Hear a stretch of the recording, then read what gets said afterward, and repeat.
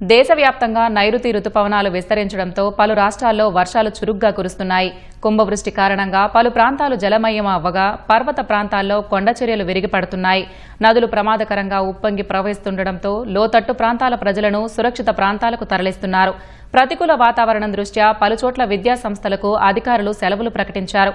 రానున్న రోజుల్లో భారీ వర్షాలు కొనసాగుతాయని భారత వాతావరణ శాఖ హెచ్చరించింది. నైరుతి రుతుపవనాల ప్రభావంతో పలు రాష్ట్రాల్లో భారీ నుంచి అతి భారీ వర్షాలు కురుస్తున్నాయి. దేశ రాజధాని ఢిల్లీని భారీ వర్షాలు అతలాకుతలం చేశాయి. పలుచోట్ల గరిష్టంగా 16 సెంటీమీటర్ల కంటే ఎక్కువ వర్షపాతం నమోదైంది. దీంతో కొన్ని ప్రాంతాలు జలదిగ్బంధంలోనే చిక్కుకున్నాయి. భారీ ఈదురుగాలులకు చెట్లు నేలకొరిగాయి. ఫలితంగా పలు వాహనాలు దెబ్బతిన్నాయి. విద్యుత్ సరఫరాకు అంతరాయం ఏర్పడింది. రోడ్లు జలమయం కావడంతో పలుచోట్ల ట్రాఫిక్ జామ్ ఏర్పడింది. శుక్రవారం ఢిల్లీకి వాతావరణ శాఖ యెల్లో అలర్ట్ జారీ చేసింది. గంటకు 30 నుంచి 40 కిలోమీటర్ల వేగంతో గాలులు వీస్తాయని, ఉరుములు మెరుపులతో కూడిన మోస్తారు వర్షాలు పడే అవకాశం ఉందని వెల్లడించింది.